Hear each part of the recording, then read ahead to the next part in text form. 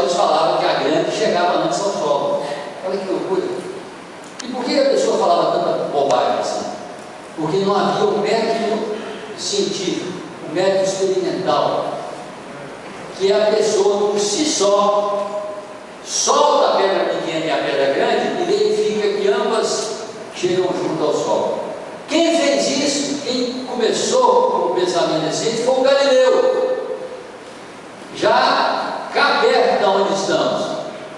E o Galileu observava as coisas e falava: gente, não é assim, é dessa outra forma. E para vocês verem a dificuldade, a questão da ignorância, o Galileu falou abertamente o seguinte: a Terra não é o centro do universo, e a Terra não gira em redor do Sol. Desculpa, o Sol não gira em redor da Terra, a Terra é que gira em redor do Sol. Ele começou a falar isso olhando para o telescópio que ele tinha inventado. Aí teve uma hora que a igreja, que tinha todo o interesse que a Terra fosse no centro, e que o Sol virasse em torno dela, incomodou ele e ele teve que ficar quieto.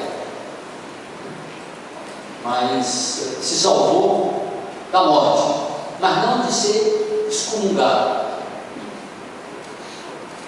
Sabe quando é que ele foi perdoado pela igreja? Outro dia, no final da década de 70. Agora, olha que loucura. Por causa do brasileiro, Carlos Chagas Filho, que era filho do Carlos Chagas, da doença de Chagas. E ele, que era um grande cientista, Carlos Chagas Filho, e também um grande religioso, chegou para o Papa e falou assim: Papa, uma coisa, ele era o presidente da Academia de Ciências do Vaticano. Papa, vamos fazer o seguinte, está pegando mal, vamos perdoar o Galileu, uma coisa que ficou para trás, e o Papa perdoou o Galileu. Olha que loucura. Então, esse conhecimento que nós chamamos de civilização é muito recente. Naquela escala de tempo que eu falei para vocês, né, o homem surgiu no dia 31 de dezembro. Isso, aquela fotografiazinha ali que eu estou mostrando, é no dia 31 de dezembro. Tudo da nossa civilização ocorreu na noite de 31 de dezembro. Tudo sobre o Brasil é no último segundo, do último minuto, do último ano, desculpa, do último dia, do último mês desse ano do tempo da Terra, mostrando como a nossa escala temporal, nós nos baseamos, né, ela nos ilude em termos de dimensão. Gente, eu estou preocupado, vamos, toca para frente um pouquinho. Então, olha o desafio, e eu quero pensar mais nas palavras da direita e não nas da esquerda, né? Ciência, tecnologia e inovação. Ciência é conhecer, querer conhecer as coisas. Então, toda vez que vocês querem conhecer as coisas e querem fazer isso sistematicamente, vocês estão sendo cientistas. Como é que eu faço para não me iludir? Porque, quer dizer, eu acredito no que me disseram. Como é que eu comprovo uma determinada coisa? Como é que eu faço uma experimentação? Não é difícil. Então, ciência é conhecer. Uma vez que você conhece, você pode usar aquele conhecimento para fazer alguma coisa. Isso é tecnologia. Se você já fez alguma coisa, mas não está satisfeito com ela e quer mudar ela para melhor, você está inovando. E quando você quer espalhar essa inovação, você está empreendendo, você está concretizando aquilo abertamente. Então, olha onde nós chegamos novamente, olha o conforto que eu tenho aqui, olha o microfone sem fio que eu uso. Quer dizer, não muito tempo atrás, para que eu me comunicasse com vocês, eu precisaria estar falando assim. A vantagem é que eu já teria encerrado, já teria cansado. Estou me forçando. Não teria toda a naturalidade, porque uma parte do meu exercício, do meu esforço, eu teria que tirar do que eu estou repetindo e colocar em me comunicar. Vocês não iam me ouvir tão bem. Olha que bacana. Um belo dia alguém olhou e falou assim: gente, precisamos melhorar isso. E inventaram que antes tinha um fio. Alguém olhou aquele microfone e falou o seguinte: olha, está tudo muito bom, mas aquele fio atrapalha, porque faz com que ele fique preso num canto. Aí alguém falou assim: não, inventa um sem fio. E cá estou. E um de vocês aí na plateia vai olhar e falar assim: está super bacana, mas ainda é conveniente que tem que usar uma das mãos para segurar o microfone. E é assim que vocês estarão assistindo uma palestra daqui a 10 anos. A minha voz vai estar saindo amplificada, mas vocês não vão estar enxergando nada e eu não vou estar precisando pegar nisso. Não me refiro àquele microfone que os apresentadores usam, e os cantores e os bispos, né? Não, eu me refiro ao chipzinho que o pessoal vai colocar assim e vai amplificar a minha voz.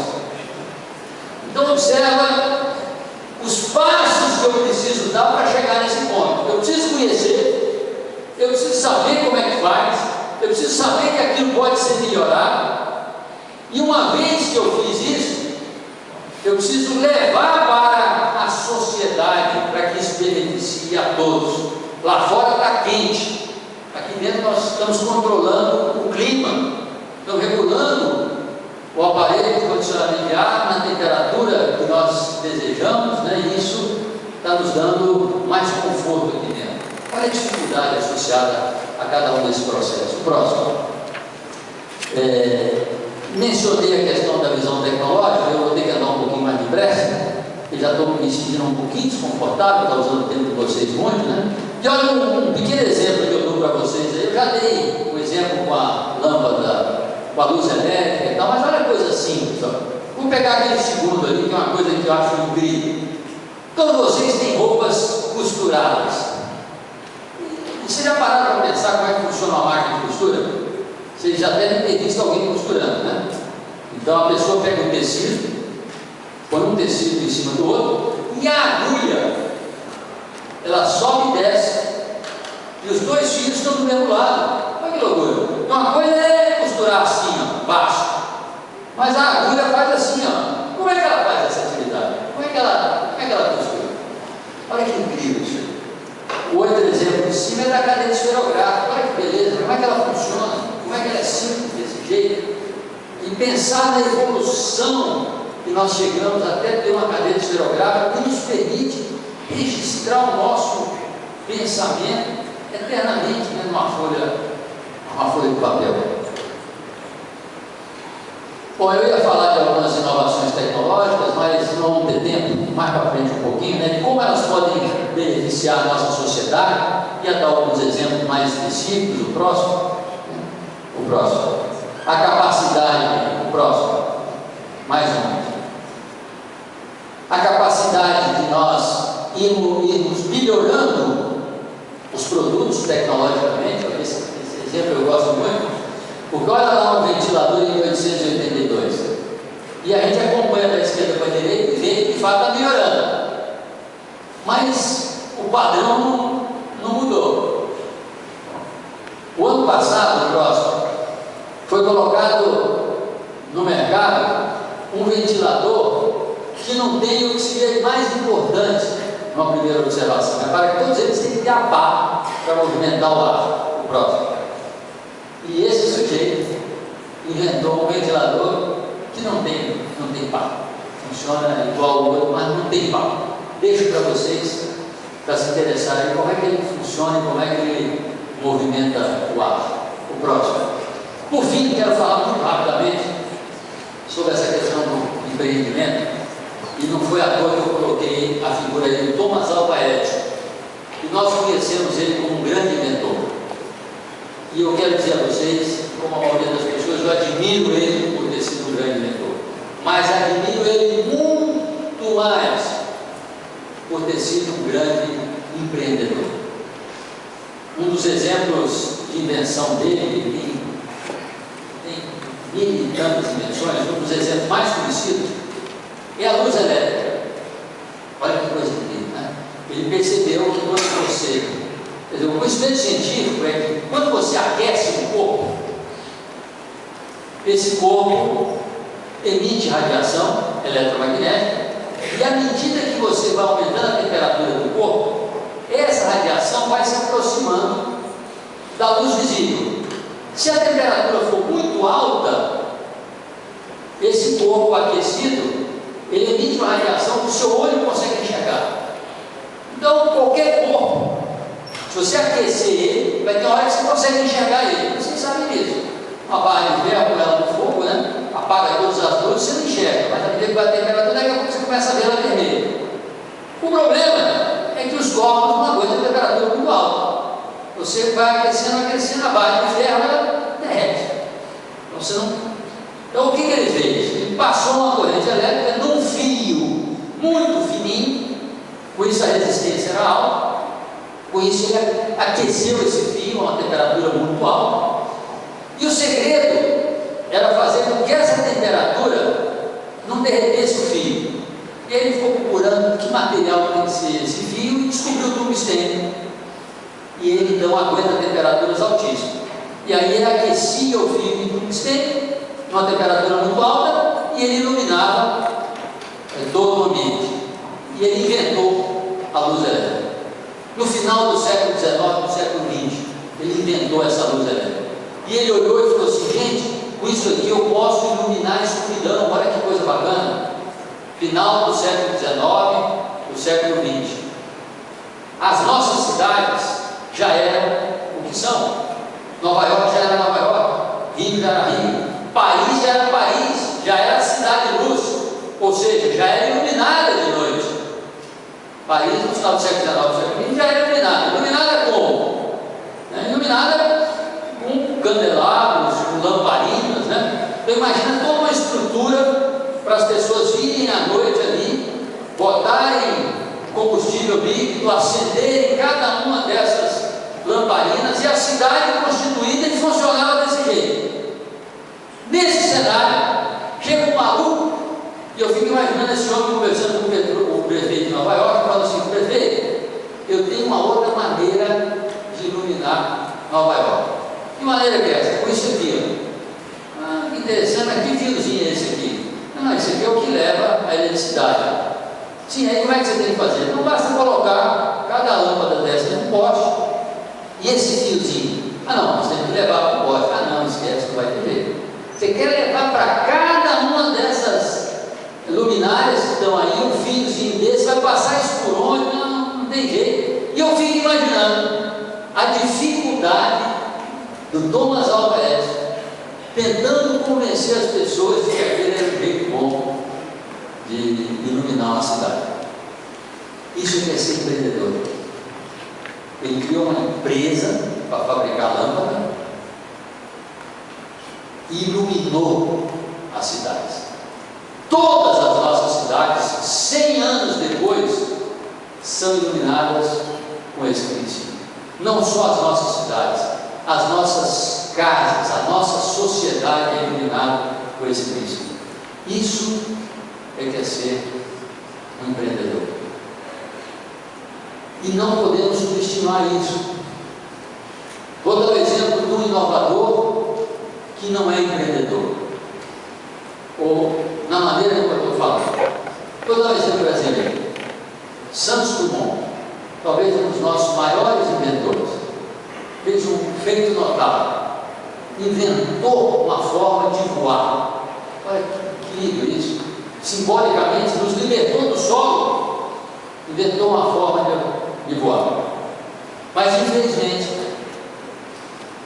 quando eu tive que vir para Natal, por mais que eu procurasse no aeroporto, não tinha nenhum avião escrito Viação Aérea Santos Dumont.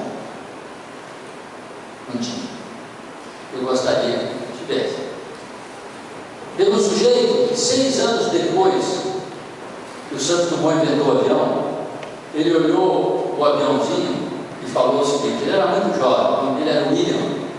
Ele olhou e falou assim: gente, que coisa bacana, realmente uma invenção muito interessante. Aí ele olhou e falou assim: mas eu acho que eu consigo fazer melhor. Olha que loucura. Eu acho que eu consigo fazer melhor. Quantos de nós, vendo um avião do Santos Dumont, olharíamos aquilo e falaríamos o seguinte: eu acho que eu consigo fazer melhor? Olha que ousadia! nela própria. Olha que ambição! E mais do que isso, ele não só falou, eu acho que eu consigo fazer melhor. Ele fundou uma empresa. O nome dele é William Boeing. Eu cheguei aqui em Natal com Boeing, essa empresa fundada por isso. Isso é que é empreender. E dependeu de que isso? Só dessa pessoa. As limitações que ele porventura tinha, ele é que as impôs. E ele é que tirou de si próprio as limitações. Então é disso que nós precisamos cada vez mais. Precisamos alimentar esse nosso espírito empreendedor que tem dentro de nós, mas é que tem outras coisas, tem ignorância, tem comodismo, e a nossa dificuldade é lidar com essas coisas. Para frente, por favor. As características dos bons empreendedores. Precisa conhecer o que está fazendo. Precisa ter autoconfiança em si próprio. E precisa ter determinação. Thomas Alva Edison falava o seguinte: a maioria dos fracassos ocorre porque as pessoas, quando desistiram, não sabiam que estavam muito próximas do sucesso. Então, é preciso ter determinação. Isso a gente só tem determinação se a gente confia em si próprio e acredita em si próprio. Para frente, por favor. Eu mencionei aqui alguns empreendedores criativos, né? Botei do século XIX, que cada vez é mais difícil nós formarmos uma lista dessa, pelo nosso processo educacional, pela maneira como nós educamos as pessoas, que é muito bom coletivamente, mas atrapalha a individualidade das pessoas. O Steve Jobs, que eu dei um exemplo, não seria quem fosse se tivesse conseguido fazer uma universidade. William Gates, Bill Gates, não foi à toa que ele, estando em Harvard, falou assim: olha, quer saber, foi embora que eu estou perdendo tempo aqui em Harvard. Por que isso? Porque o nosso processo educacional não tem conseguido, né, nos dar essa liberdade para que nós, dentro do conhecimento coletivo, né, não possamos afogar essas virtudes individuais. Já estamos acabando, gente. Para frente, por favor. Eu ia mencionar algumas coisas mais inovadoras, toca para frente aí, mas anote esse nome aí, ó, e entrem na internet e procurem saber desse sujeito. O sujeito com 17 anos perdeu as duas pernas. Essa fotografia dele é hoje. Um dia eu ouvi ele falando o seguinte, uma plateia como essa, ele falando o seguinte: gente, eu quero dizer a vocês com toda a convicção que se eu encontrasse Deus e se ele chegasse para mim e falasse o seguinte: Hilde, você já sofreu muito por não ter as duas pernas. Eu, a partir desse momento, vou lhe devolver as duas pernas que você perdeu lá quando você tinha 17 anos. E ele falou com muita convicção, vocês ouviram falar, ele falava, vocês vão ver que estava na verdade. Ele falou que diria a Deus: Deus, para. Não precisa não. Eu estou muito feliz com essas duas pernas, estou feliz. E eu quero continuar do jeito que eu estou, do jeito que eu sou. Aí ele olhou para a plateia e falou o seguinte: sabe por quê? Porque essas duas pernas que cada um de vocês tem aí, ó, cada dia elas estão ficando piores, estão envelhecendo.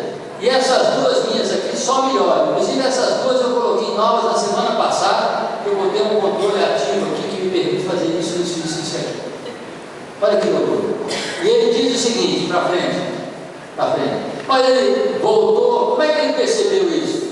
Porque ele era alpinista, uma nevasca, perdeu a circulação, teve que cortar. E quando ele voltou a escalar, jovem ainda, dependendo do tipo de montanha ou de pedra, ele colocava uma prótese diferente. Isso deu uma competitividade adicional para ele. Ele passou a ganhar tudo outra vez. Então ele botou umas pernas mais compridas. Próximo.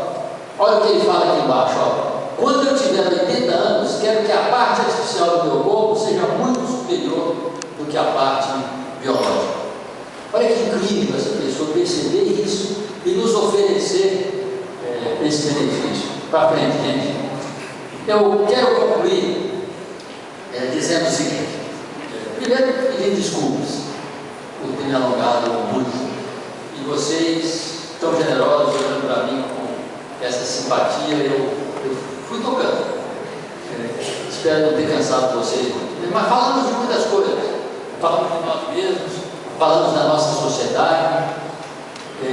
Não perco, né? Falei dessa necessidade que eu acho que temos de conhecer nós mesmos, conhecer a sociedade, conhecer o mundo, conhecer a civilização, conhecer a história, para saber quem somos, aonde estamos, quer dizer, os nossos riscos, os nossos desafios, as nossas conquistas, né? É um patrimônio que nós temos da nossa civilização e precisamos cuidar disso.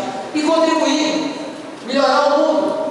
Nós já pegamos um mundo tão bacana, né? Mas ainda com muitas coisas a serem melhoradas. Vamos deixar a nossa contribuição. Falei muito da individualidade, falei muito do Brasil, mas queria deixar uma mensagem final. Tem muitos exemplos de coisas do exterior, né? Mas queria retornar ao Brasil. Final de apresentação e lembrar. Acabou a bateria? Acabou. Estou acabando, vamos ver.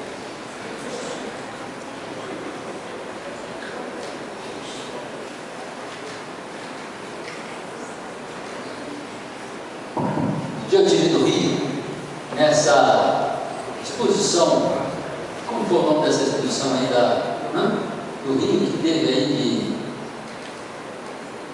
de Rio mais 20, isso, Rio mais 20.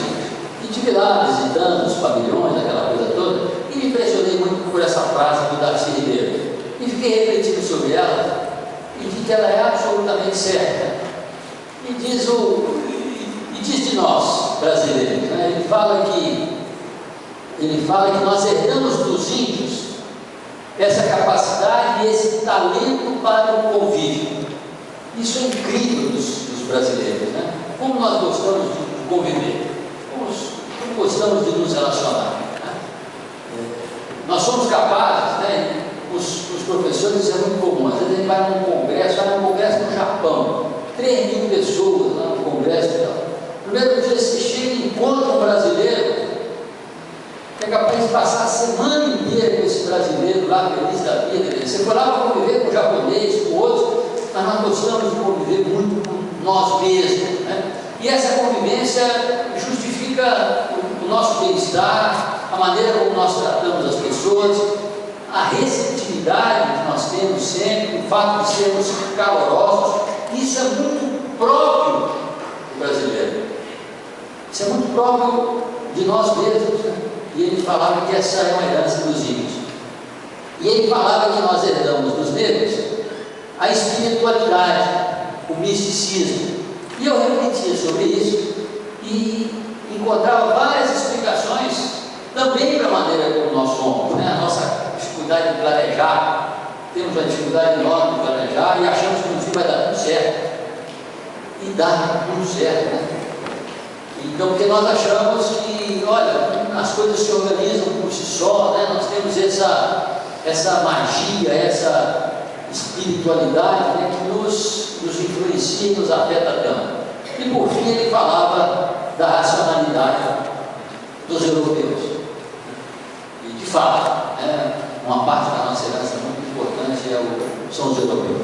Mas observa que o que nos distingue é a combinação dessas três coisas, e somos únicos em relação a isso. Então, num momento como esse, onde o Brasil adquire uma importância mundial, onde nós absorvemos a cultura de outros países, onde nós nos expomos às outras culturas, é muito importante que nós possamos olhar para nós mesmos e, a partir das nossas características, nós enxergarmos as nossas fortalezas e os nossos talentos. Que a nossa cultura, que aquilo que nós herdamos, que nós possamos fazer um bom uso disso, diferente do que às vezes nós fazemos, né? E nós culparmos um pouco uma coisa que não dá certo. Esse é brasileiro. Então, a dificuldade nossa, e acho que superaremos, eu não tenho dúvida de que seremos a nação mais e mais importante. Por isso eu termino dividindo com vocês essa minha expectativa Eu quero estar nesses 150 anos, com metade de mais de 80% do meu corpo aí, artificial, mas eu vou feliz da vida, mas acompanhando aí esse sucesso de você. Eu coloco uma última frase aqui, que eu acho que é muito importante, o último, por favor, que o Alexandre Campbell, que inventou o telefone, falava, e é muito sério, nós temos uma tendência de seguir pelo caminho que está pronto, é mais fácil, é mais cômodo, mas o caminho que está pronto só nos leva aonde os outros já foram. E nós queremos ir para outros lugares, para lugares onde os outros ainda não foram, e são maravilhosos também. Muito obrigado.